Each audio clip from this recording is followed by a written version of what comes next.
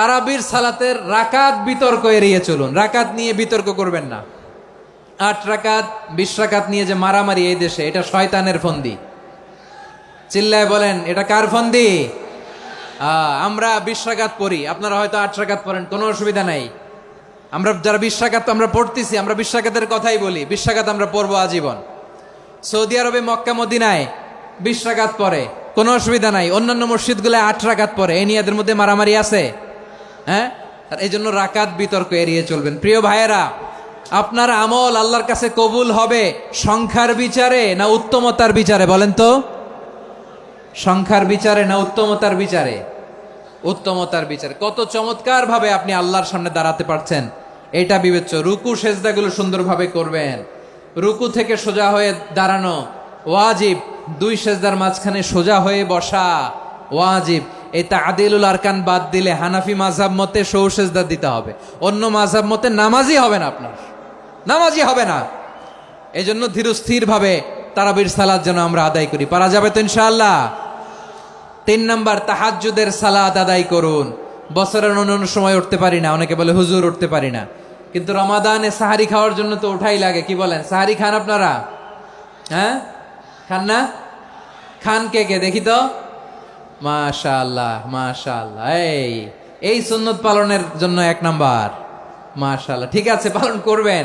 আল্লাহর হাবিব বলেন, তাসাহহারু ফা ইন্না ফিস সাহুরি বারাকা। তোমরা সাহারি খেও, কেননা সাহারির ভেতরে বরকত ঢুকায় দিয়েছে কে? একটা খেজুর, 1 গ্লাস পানি খেলেও সারা দিন আপনাকে তরতাজা রাখে কে? তো সাহারির জন্য যেহেতু উঠতেই হয়, সাহারি খাওয়ার আগে রব্বুল আলামিন বলেন, ওয়ামিনাল লাইলি ফাতাহাজ্জাদ বিহি নাফিলাতান লাকা আসা আইয়াবা'সাকা রাব্বুকা মাকামান মাহমুদা। ও নবী, রাতের কিছু অংশ সময় তাহাজ্জুদের সালাত আপনি আদায় করবেন, কারণ এই তাহাজ্জুদ হলো আপনার জন্য নাফিলাতাল লাক, অতিরিক্ত ফরজ। আপনাকে মাকামে মাহমুদে অধিষ্ঠিত করবে কে?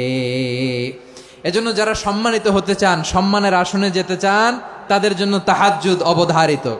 আমরা রমজানে সাহারির আগে তাহাজ্জুদ পড়তে চাই কি চাই না? এই নামাজটারে আল্লাহ বড্ড ভালোবাসেন। কেন জানেন? কারণ গভীর ঘুমকে স্যাক্রিফাইস করে আমরা এই নামাজ পড়ি।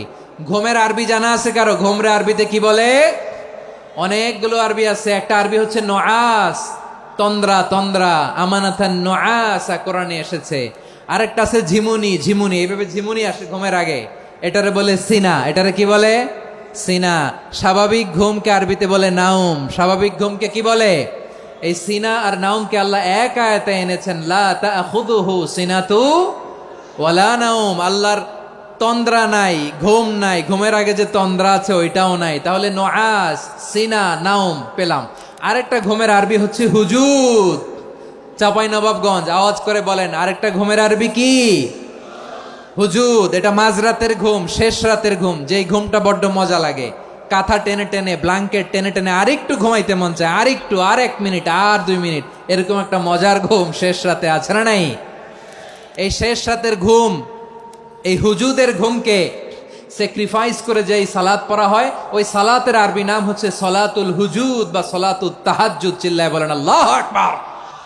এজন্য আল্লাহ তাআলা তাহাজ্জুদের সালাতকে এত পছন্দ করেন। পড়বেন তো রমাদানে?